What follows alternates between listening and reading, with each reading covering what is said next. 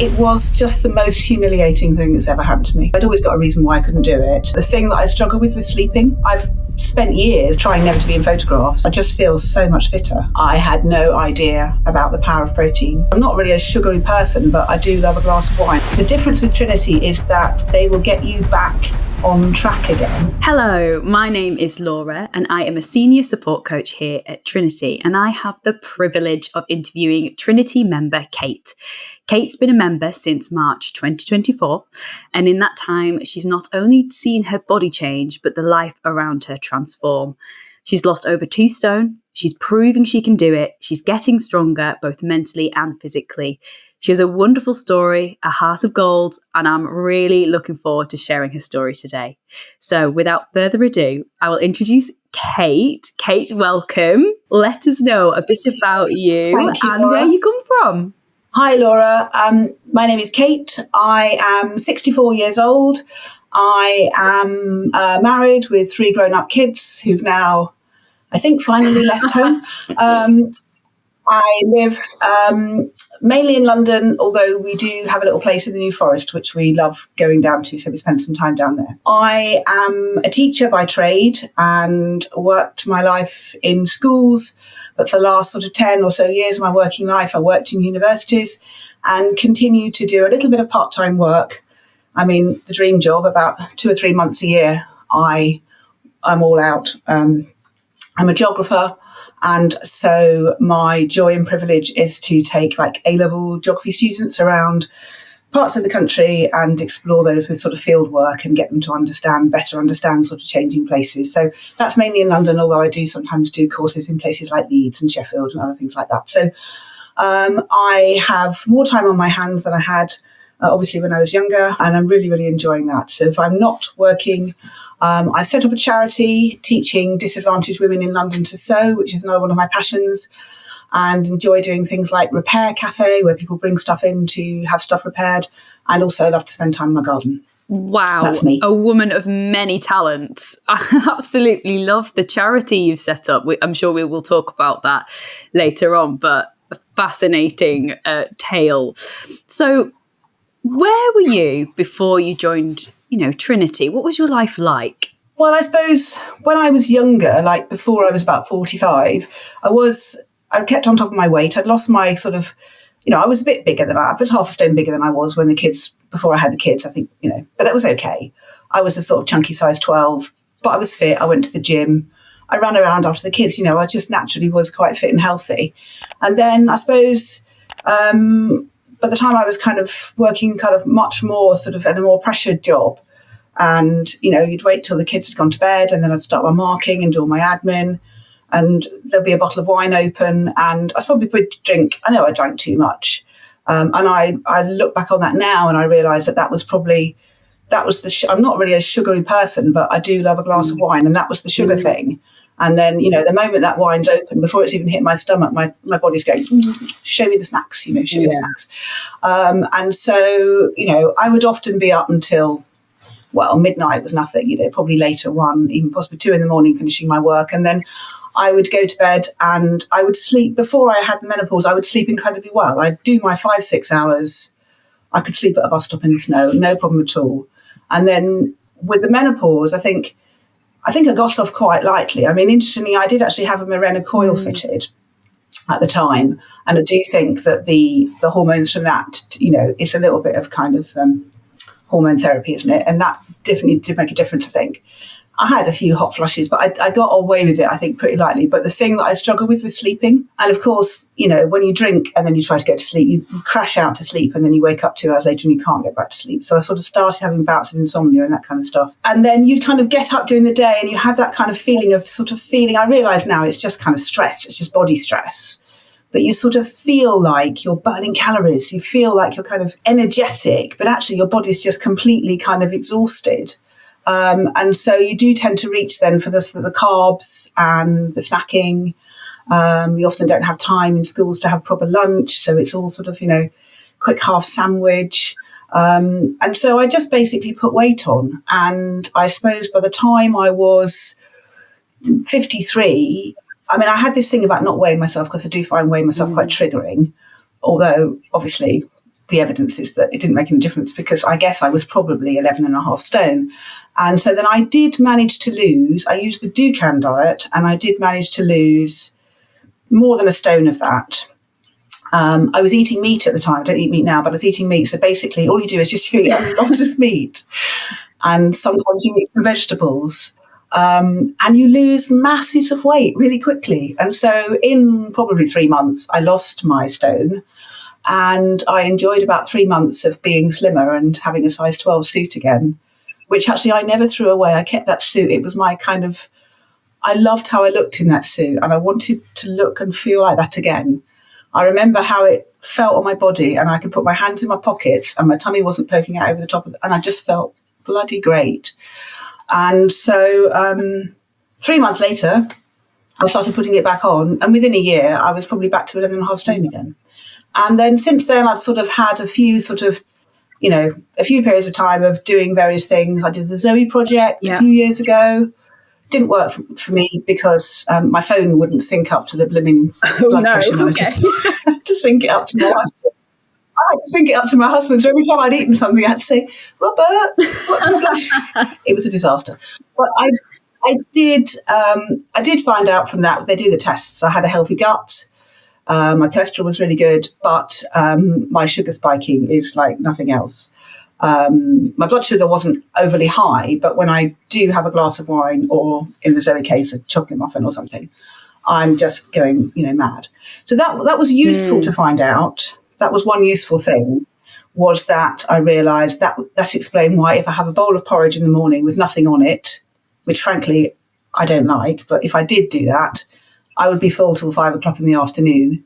If I put half a spoonful of honey on it, I'm starving by 9 o'clock. Wow, that's so interesting. I'm calling it starving. I realise it's probably a sugar spike, but I don't actually recognise the difference between those two sensations. So that was useful, but at the end of the day, I didn't lose any weight. The other thing I had really got into Nordic walking pre-COVID. I'd done about 3 years of that, and I really loved it. It was sociable, and I found it a really good exercise. COVID happened, the class stopped, and I didn't ever go back to it. And also my exercise, my commitment to exercise had been really patchy over the years. And again, I prevaricate, so I'd always got a reason why I couldn't do it.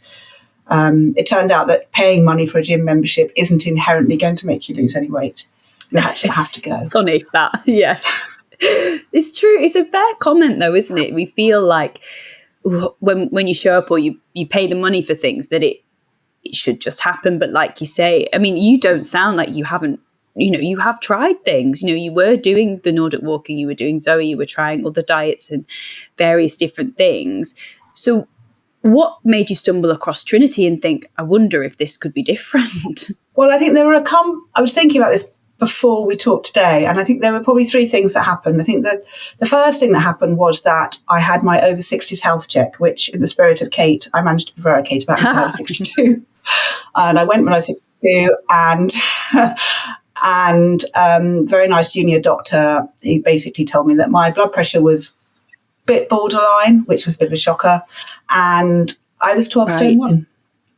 And I had a BMI of 27.5. And I was deeply humiliated and embarrassed about it. I felt really ashamed. And I thought, you're quite emotional just remembering it, really. I just felt, like I pride myself in kind of, keeping it all together. But I thought, actually, this is not good enough. And I don't want to be somebody who is, overweight. It's such a definite category. I mean, I know there's a category even higher than that, which is obese, but I know even the thought that I was overweight. I mean, I've spent years trying never to be in photographs and all that kind of stuff, and but it was a shocker, really. And then the second thing that happened was I was going to returf my garden, and I'd done it about 10 years earlier, and had comfortably carried 2 turfs through my house. This is a terraced house. I had to walk way through the house, about 50 metres, through the house out to the back garden. And then when I tried it 2 summers ago, the guy dropped off the turf outside the house. I went to pick up 2. I couldn't do that. I couldn't even get them under my arms. I picked up 1, and I thought, I am never going to get this through the house. And I sort of sat there, I nearly cried. I thought, I've got 200 turns here. What am I going to do? I went out and bought a wheelbarrow. I was adaptable. But the point was, the loss of strength was such a definite, I could see the difference. It was 7 years or whatever it was, and I'd lost all that body strength. I thought, that's really a worry. And then just before Christmas 23, my dad suddenly died. He was 90, but, he hadn't appeared to be ill. We didn't know he was ill. He didn't know he was ill. And he just had a huge heart attack and died over his lunch one day. Really, really sad, very shocking, but also kind of, and I know this does happen when close people die, it makes you really reflect on lots of things in your life. And I just thought, he didn't know he was ill, and this has suddenly happened to him. I don't want to be in a situation where something awful like this happens to me because I haven't taken responsibility for my health. This junior doctor has told me I'm overweight. That was 6 months ago. I've not done anything about it. And so I had some work on the next day, and I went to work the next day, and I got on a crowded train. This is the last thing that prompted me. And a crowded overground train in London, and a woman who I perceived, it was busy, there was no seats, and a woman who I perceived was the same age as me, in my opinion, got up and offered me the priority seat. Well, it was just the most humiliating thing that's ever happened to me. I mean, there's lots of questions on why was she sitting in the priority seat. She didn't need it. Don't get me on it. But the point was, she saw an older, frumpy woman who clearly needed to sit down. And so the next morning, having put all the clothes I was wearing in the bin, and I've never worn them again because I threw them all away. I thought those clothes belonged to the old frumpy person. And then I just happened to see something that from Trinity came up on my feed. And there was Rob saying things like, "Do you feel old and frumpy? Whatever." I don't know what he said, but it just resonated with me. And so I just clicked the button, made the phone call, paid the money. Kate, thank you so much. So that was what got me here. Really honest. But I think what you've said there, it doesn't just take one thing, does it? And we all know what to do, but the actual action of doing it and the support and the lifestyle, it can feel very overwhelming. And so you had 3 key things. I think the really interesting one was the strength one, noticing actual fitness level, which is something that we sometimes forget a little bit. Like, you don't need to get older and not be strong. So I love that it was even something in your head that went, no, I can still do this. So you joined Trinity, you start the process. What happened when you started? At some point early in the process, and I can't remember whether it was when I signed up or whether it was one of the first things that Clodagh, my lovely coach, said to me, it was, do you want the coach to be a cheerleader or a sergeant major?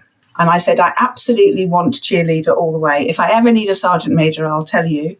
And that's one of the first things that's worked so well for me, because Clodagh has been so supportive. She gets me. And she understands that I am basically an approval-seeking person that wants to be accountable. I want to be accountable to her, also to myself. I mean, I'm 64, for goodness sake. But I mean, that was really important for me, because I think so often when I've tried to do things, it's been run with a sort of slightly sergeant major-ish approach, and that doesn't really work for me. So to have an approach which enables me to make the progress that I've made has been really important.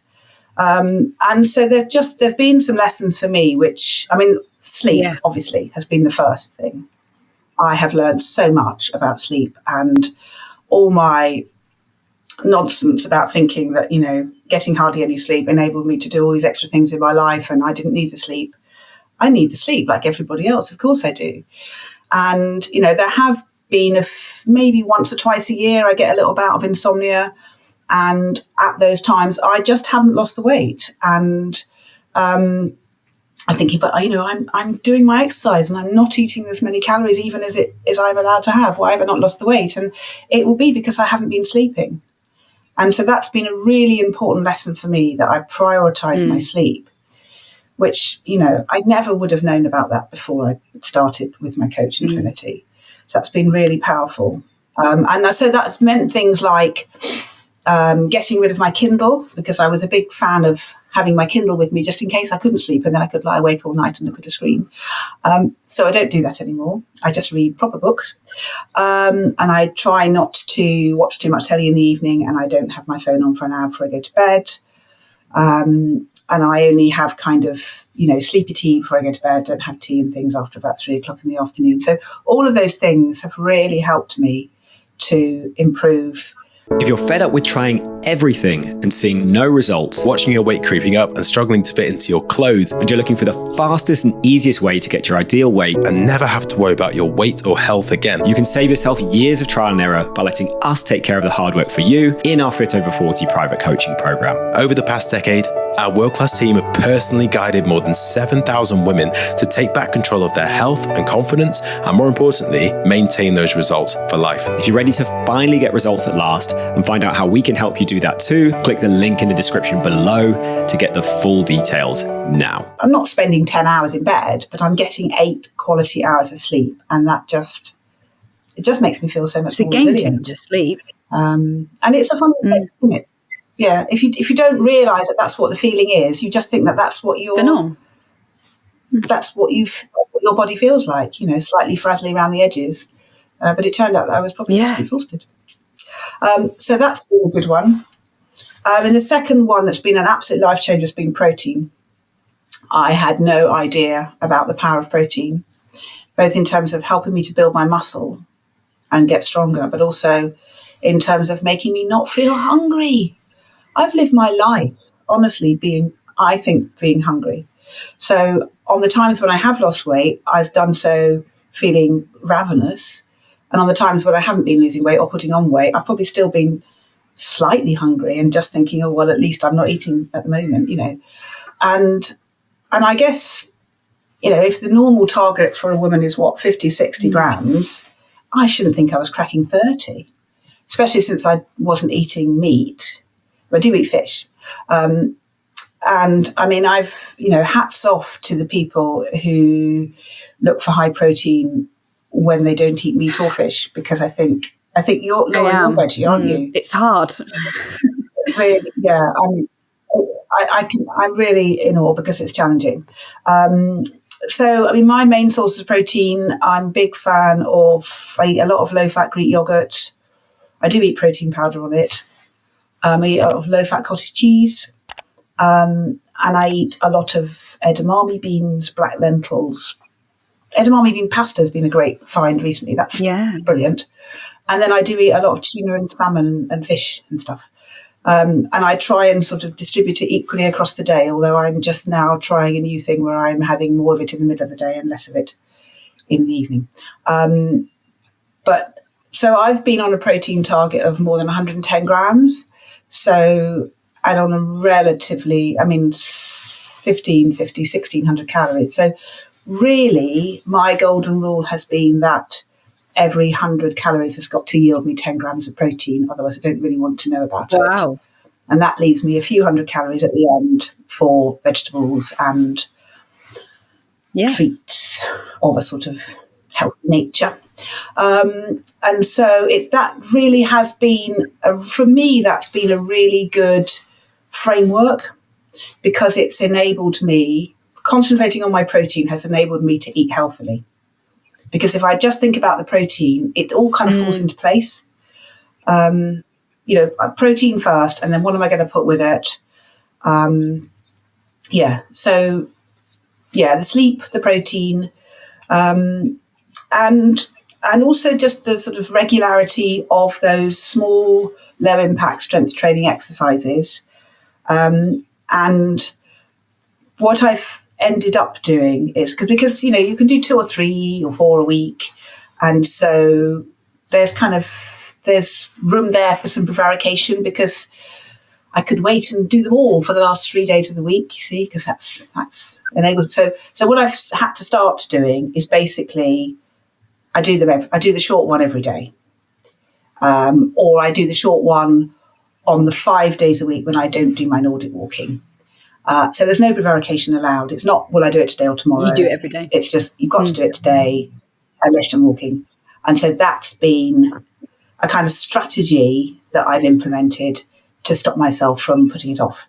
Because I enjoy it well enough when I'm doing it, don't get me wrong.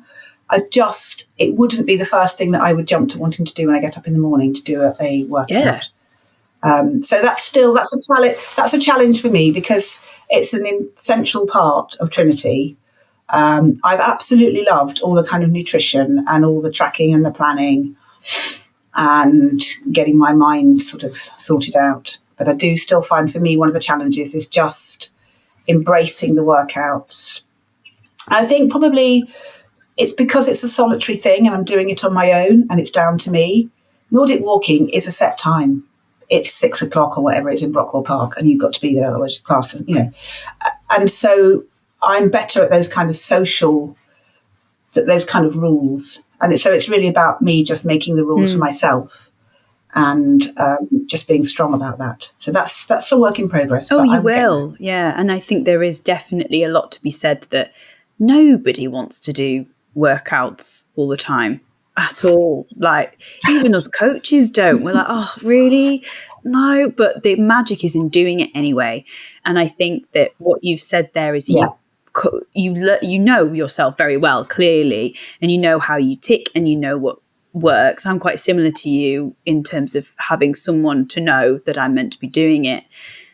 And so, doing it on your own. But then you have Clodagh, don't you, who is going, have you done your workouts? And you can go, yes, I have. So it kind of ticks that box. And so obviously before joining Trinity, you mentioned about strength, noticing that had got weaker.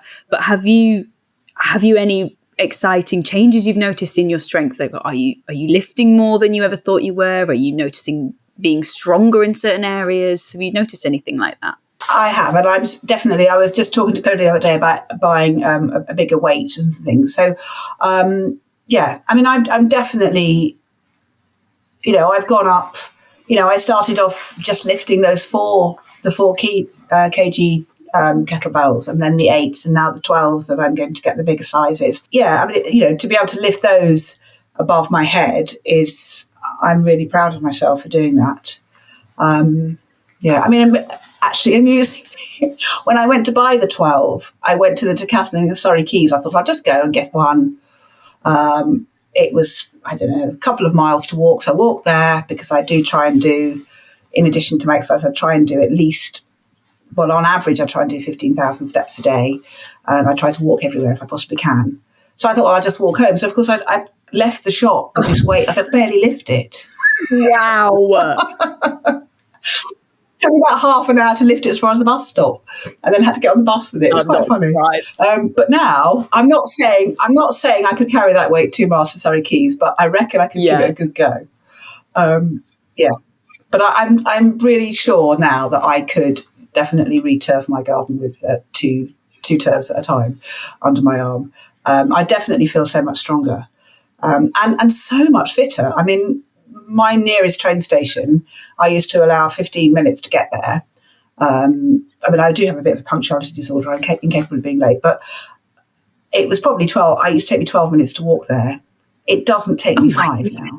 I just walk so much faster, and I just feel so much fitter, which is just very enabling. Yes. And, you mentioned, you kind of described yourself before starting this, and you mentioned about feeling old and not wanting to feel like that.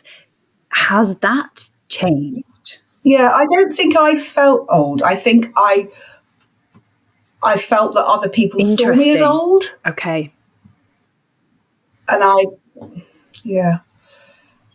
don't know whether I don't know how you feel, but I often think, I look at photographs of myself when I was 21 and I think, oh yeah, I'm the same person. And then I look at myself now and I think, of course I'm not. But in my head, I still feel like I'm the same person. But it was just that, society is very ageist.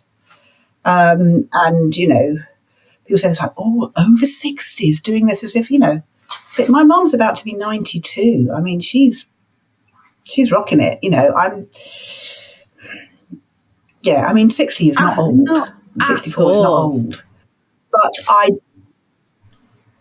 But you can fall into that trap of being perceived as old and, looking a bit frumpy, and the world's quite a sort of judgmental place. And if you're not feeling very confident about yourself, it's easy to end up feeling like other people see you.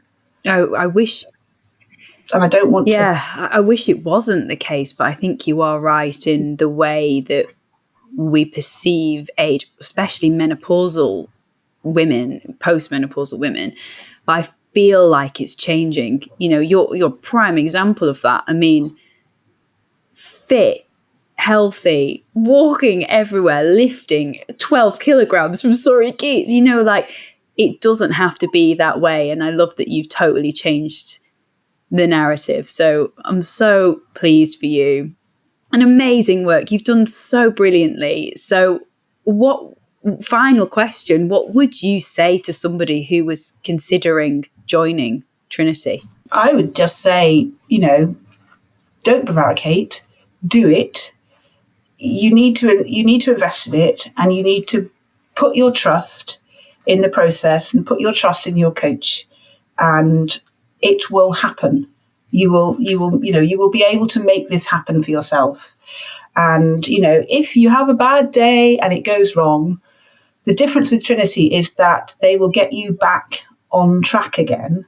I remember I think I'd had a day when I'd sort of, had an extra half pint of beer and was feeling bad about it or whatever. And the little video I was watching that week with Rob saying something about, if you didn't clean your teeth yesterday, you wouldn't think, oh, I'm never going to clean my teeth again because I've forgotten to clean my teeth. You would just think, well, I'll clean them tomorrow. And I don't know, it just resonated with me. It was just a really nice example. It's like, okay, I've had an extra half pint of beer. That wasn't good from a lot of points of view. I'm not going to have it tomorrow. I'm going to get back on it. So I think, you need to, don't prevaricate, get on board, trust the system, and Trinity will enable you to, live a better life and reach those goals. Thank you, Kate. Thank you so much. I think your story is so exciting. I just can't wait to see what's next. I mean, what is next for Kate? Well, when my garden needs doing, I'll be out there with my turfs, but it doesn't at the moment, so that's all right. Well, I don't know. I'm just kind of, I've just got back from a trip to India with my eldest, which was a trip which we have talked about doing since they left school at the age of 18, and they're now about to be 35. So, see, ticked it off. Got that. Had two amazing weeks in India, and just getting on and embracing those big things, and hoping to make progress with this charity that I've set up, looking to get some lottery funding so we can extend our provision to offer more women the opportunity to take up skills-based classes like sewing, and just, being healthier and more energetic to enjoy this amazing part of my life when I have the privilege of still being able to do some work, but not having to work all the time, but to have the health and well-being to be able to enjoy that for the maximum length of time possible. And still, I hope to be opening jars when I'm 95 on my own, with my strong The real arms. test. Yes, absolutely. And do you know what? I think all of that is on the cards for you. I think you're doing phenomenally well. Just one foot in front of the other. Keep going. Thank you so much for sharing your story. I'm sure it will resonate with an awful lot of people who listen to this. So thank you so much. It's been an absolute pleasure. Thanks, Laura. It's been a privilege. Thank you. Imagine living in a home that you've cherished for years, You've done your best to keep it in good condition, but no matter how much you clean, paint, or repair, the problems keep piling up. the cracks are showing, the roof is leaking, and it feels like everything is getting worse despite your best efforts. For many women, losing weight around menopause feels just like that, You've tried diets, workouts, and advice, where the results don't come and the frustration keeps growing. that's where our Fit Over 40 private coaching program comes in. Think of us as your expert renovation team. We know exactly how to fix the root issues, rebuild your confidence, and create lasting results, just like restoring a home to its best condition. If you're ready to finally see results that last, click the link in the description below now. Let us help you restore the body and the life you deserve.